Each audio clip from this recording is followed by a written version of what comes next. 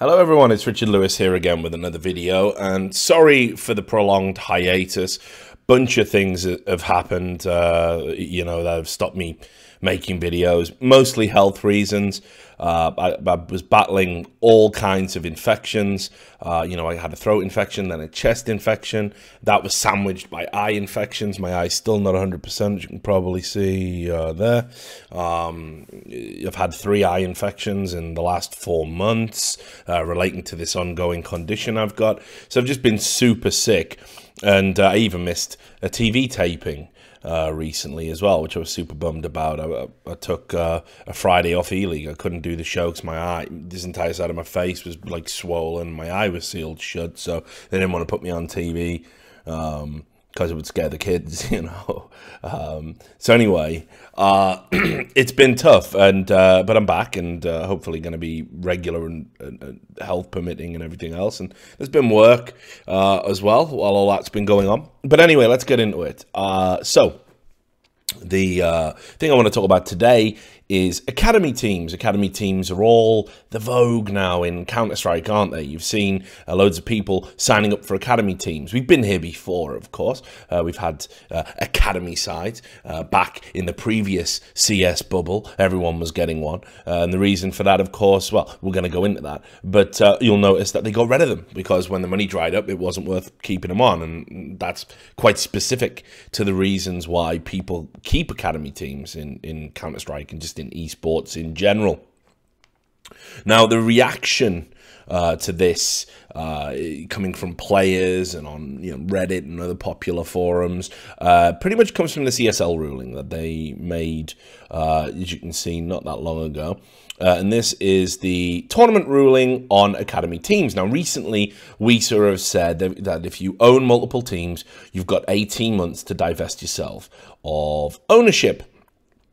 And they obviously academy teams kind of seem to have fallen through that loophole, because or fallen into a loophole, I should say, because academy teams, are generally considered a good thing. What could possibly be wrong with that? Well, I'm going to tell you why, but thankfully, ESL are on the same page as me. A lot of the videos I do are about conflict of interest, the petty corruption of esports. Those videos tend to tank and don't get a lot of views because no one really cares, honestly. I've said this. For a lot of people, esports is a big fireworks display and a distraction, and no one really... those people don't really think about competitive integrity or stopping corruption and this kind of thing. That's up to a very select hardcore few.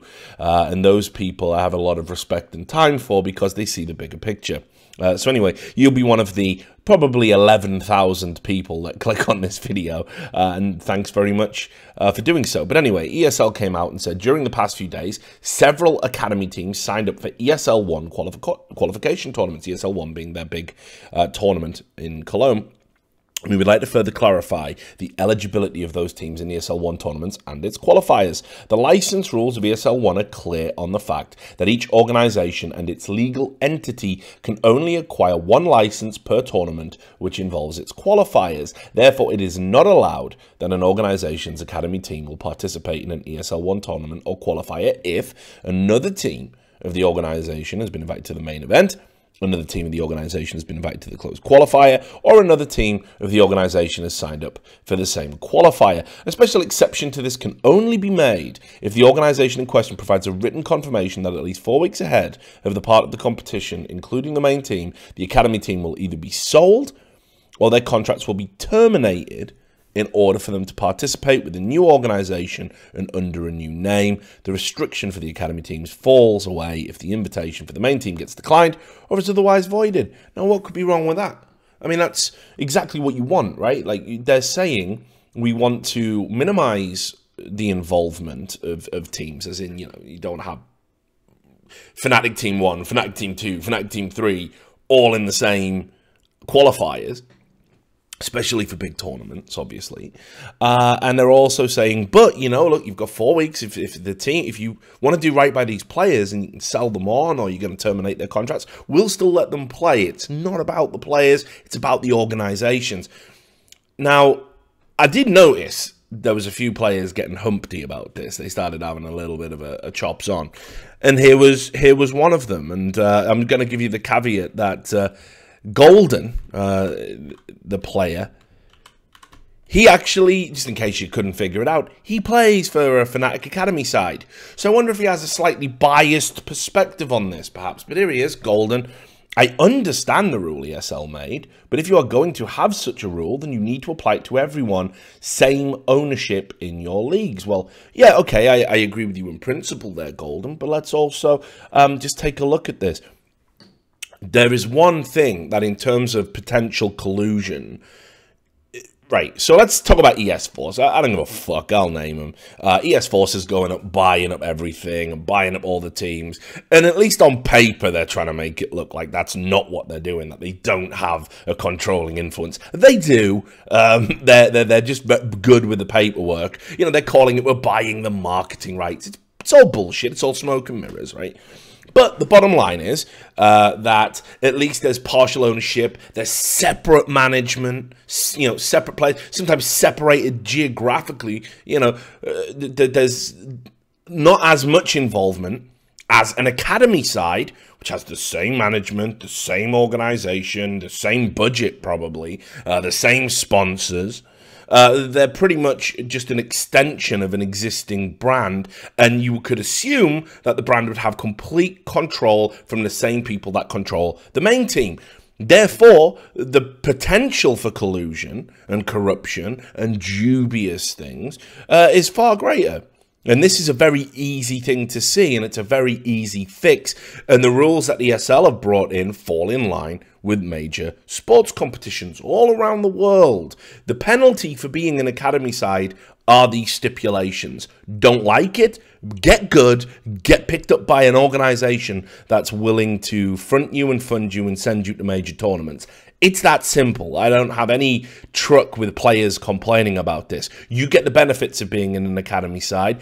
If that's all you can realistically aim for, shut the fuck up. If you can get into a real team and go to tournaments and qualify, what are you doing in an academy side? That's not their purpose. Now, let's talk about what an academy side is designed to do. It's two major things, all right?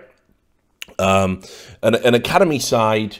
actually, just in case Golden thinks I'm digging him out there, I did put this link to one side. So just to show you I'm not just singling him out. There was a game, all right, where Fnatic in a qualifier did play Fnatic Academy. Should never happen. This is in the Star Ladder I-League, and it was a qualifier. But there's no question of anything dubious going on there. It was a pretty close game, and Golden certainly played his best. But I just want to say that obviously there are some teams out there that if the management came to you and said, hey, our main team's playing you the other day, we want them to qualify for this tournament, we think they got a chance of winning it realistically. So just so we're clear, we pay your fucking salary. You will lose this game. You will not try as hard. You know, don't make it obvious. If it's your salary and you're in an academy side, and the chances of you getting another salary at another team aren't there, you might not, you know, fall into the corruption trap, Golden, and do what your boss tells you, and you might be willing to walk away from a paycheck. I guarantee you there's plenty you wouldn't, brother. So I'm not taking you out in particular, but definitely, you know, this is a problem, all right? So anyway, back to what I was going to talk about. What do academy sides aim to achieve? All right, what are they for? What is their purpose? Well, in principle, it falls into two major groups. There's lots of other little things, but these are the big things. So the first one is to develop young and experienced talent, right? And that can be, you know, altruistic, right? Some academies and some sports will frame it that way, but generally what it's about is you get young and inexperienced talent, you develop them, you see if they're good, and it's with a view, more often than not, if they are good enough to be a desirable inclusion for another team, well, you've got them under contract. So any team that wants them would now owe you money. They would have to buy them out, provided, of course, you've negotiated that type of clause in the contract. So harvesting talent from a region like this can be quite lucrative. You know, I'm not saying you have to be cynical about it, But basically, you can just have this group of talent there, and you've got 5 players, and you're like, oh, you know what? One player is indeed emerging as somebody that we could use as a substitute, maybe. We could maybe even bring them through. Next time there's contract negotiations with your players, if you've got a player who's holding out for lots of money of similar ability, it behooves an organisation to get rid of that guy and just bring in the player of similar ability from the academy side for a lot less salary. This is how it works in real sports. Now, the other thing, of course, is to expand brand awareness by having more reach. And in particular, when you compete in lower tiered competitions, you give people at like an amateur level and a knowledge of your brand, a knowledge of what you do. They obviously can, you know, cheer for that brand in tournaments where they wouldn't perhaps ordinarily be able to do so. It's just good branding. You know, if it's why MGOs, multi-gaming organizations, have multiple teams in multiple games. You want to expand, and an academy side is a very easy and cost-effective way of doing that, and so it is for real sports as well, and sports brands and sports franchises. But what are they actually being used for in esports? Well, that's the problem, isn't it? People in esports, they'll just take the piss. That's a British colloquialism, if you're not familiar with it. To take the piss, to extract the urine, is to basically make a mockery of something by taking liberties. So that's what people in esports do all the time. In fact, that's pretty much how esports works, actually. If people didn't take the royal piss, then we wouldn't have any successful esports brands. It's all built on bullshit. I'd like to tell you it isn't, but I can't lie. I've been here long enough. So what do they actually get used for? Well, the crucial thing that they get used for is to increase the chances of winning a tournament. Now, what do I mean by that? Because it's 2 separate teams, Richard. Yes, but it's the brand, and trust me, if there can be any jiggery-pokery going on to get... Like, let's say you have 2 teams entering into a competition. Again, well, it was Fnatic Academy and Fnatic, right? And they play each other, and let's just say they play each other early in the tournament. Again, you perhaps management might say, look, let the main team through. Come on, yeah? And that'll happen. Or let's say, for example, it's not that kind of tournament and they're on a collision, you know, it's just a qualifier. Well, let's say the academy side qualifies. You've still got a team going to that major event. You still get the exposure, so you're getting twice the chance to go, where other organizations that can't afford academy side or don't want to cheese the rules in that fashion, they don't do it. And they don't have that luxury. On top of that, of course, there's even, without the rules that we have in place about movement of players, you know, you could beef up your academy side. Oh, what's that? I only have to have 3 players? I'll just put the 2 best players from the side that didn't qualify into the academy team, wink, wink, to increase our chances of winning the thing they flukily qualified for. So it's garbage. It's right there, this is what people in esports do. It happens. There's examples out there. We'll get to some in a minute. The other thing that they get used for in esports, and this is cheeky as fuck, is just to absorb upcoming talent in a region to stop them going into the hands of competitors. So what they do is they'll be like, oh, look, there's some good young players over there, and there's a couple of brands out here in our region, in our prime territory, where we get all of the marketing budget, because we're the best team. We don't want that talent getting developed. So we go to them and we give them a bumfuck contract, something absolute shit and low level, and we say, hey, you represent our brand now, and there's a chance you might go into the major team and the main team and go to all these tournaments and everything else, and then they just sit there and fester, and they don't get any support.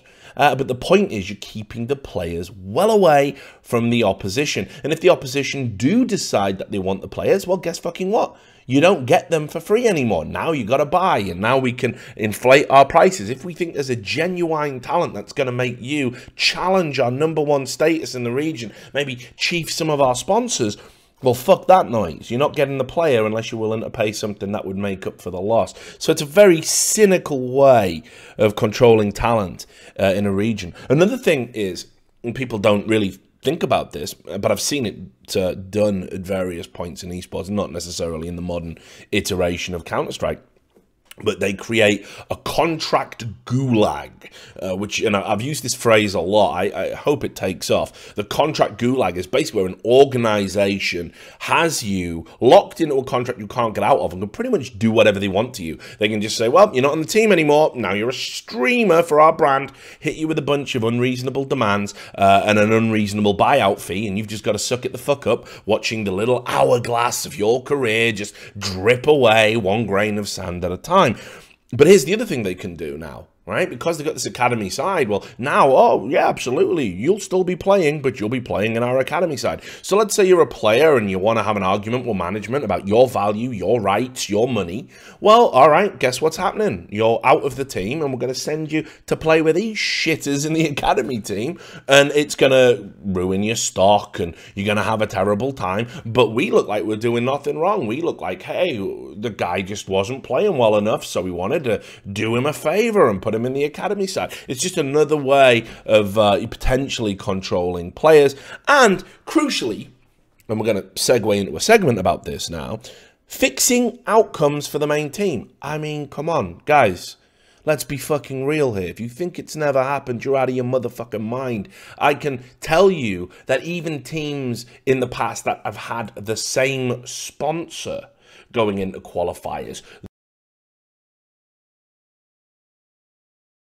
maximize our exposure. You know, if two sponsor X teams meet early in a tournament, if there's a way to avoid that, that's preferable to the sponsor. Might even give you a little bit of a bonus there. Some people know exactly what I'm fucking talking about, but I'm not going to name names. It's ancient history, guys, isn't it? It's all ancient history. So let's talk about an example. Right, because sister teams, right, which is like another way of saying, it's not really an academy because they're all good players in their own right, but we just want to double down, spend a lot of money, and have more exposure and control more talent. So they get called sister teams, which is a really nice, benign way of phrasing it.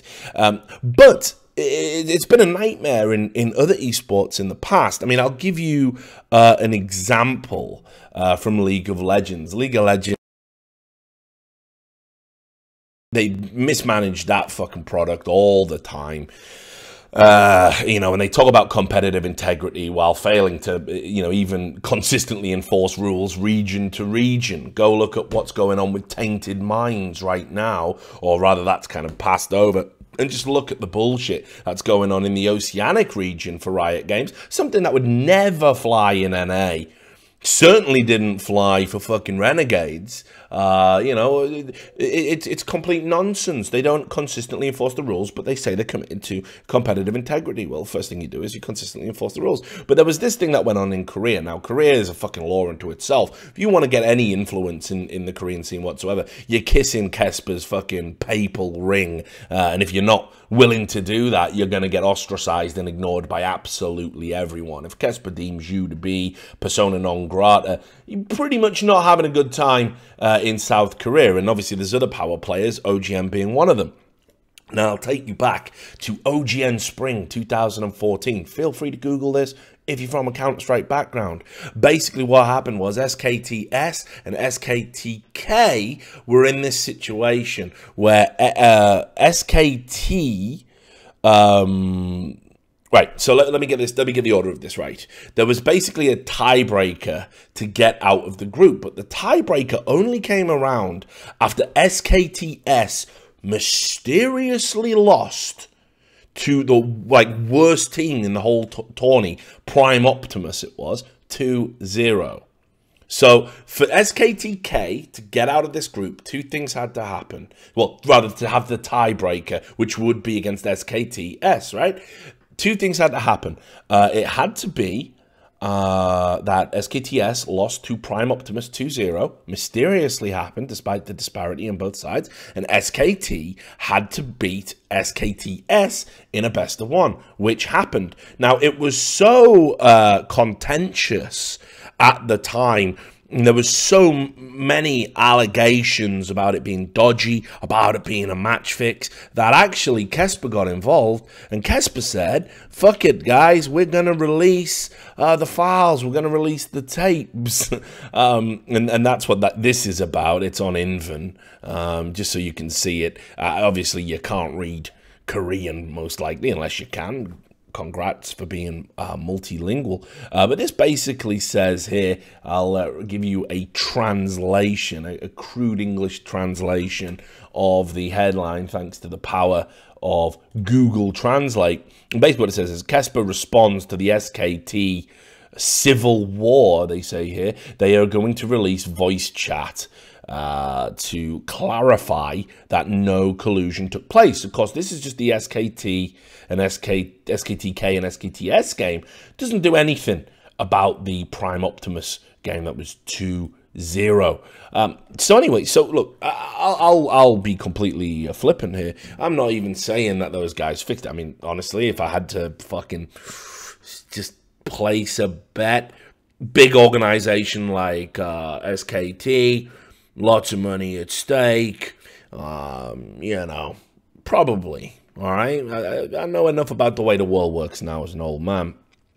But I'm not saying it did definitely 100% happen, you know, that's for only a handful of people will ever know. But here's the thing, like, when you're in that position, I mean, that's generally just bad tournament organization. That should never happen. It just should never happen. I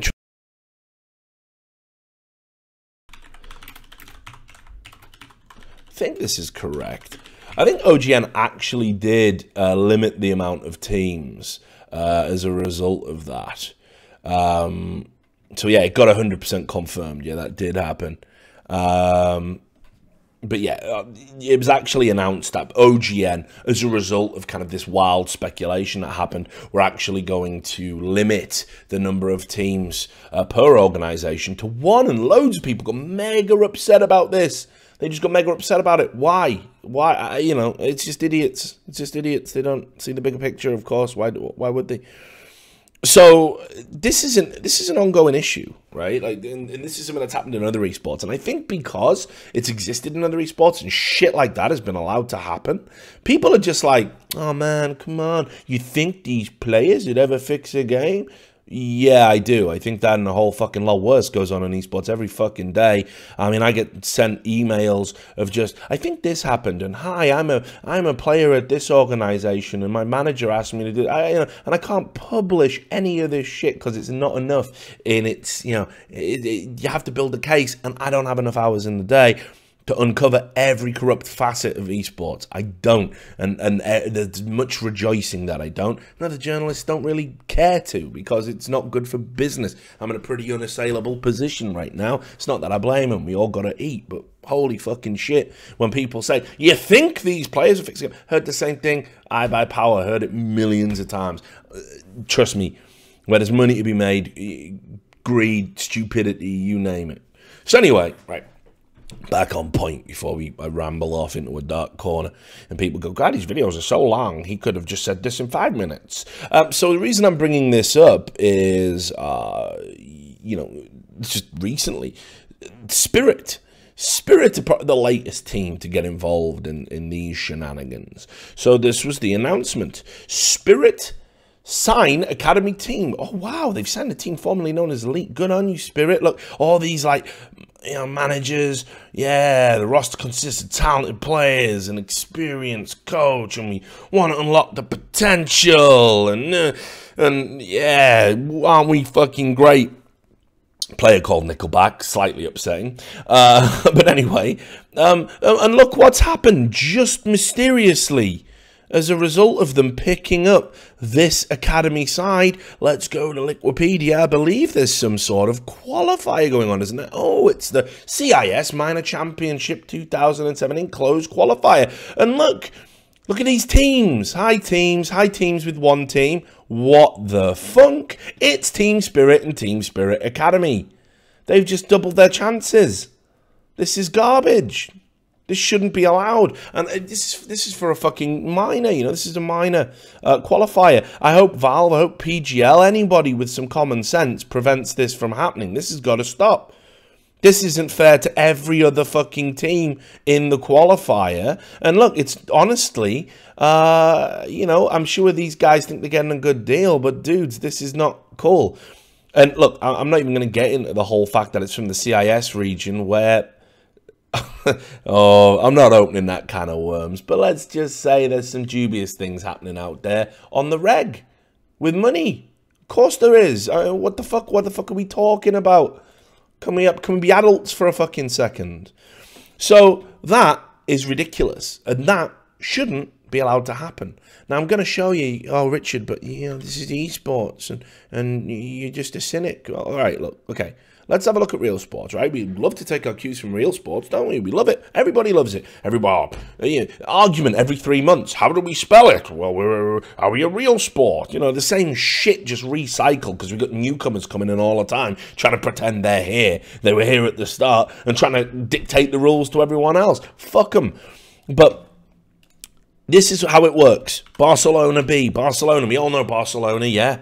Great soccer team. Barca fucking Lona. Known for it. And they've got a B team, right? Football Club Barcelona B.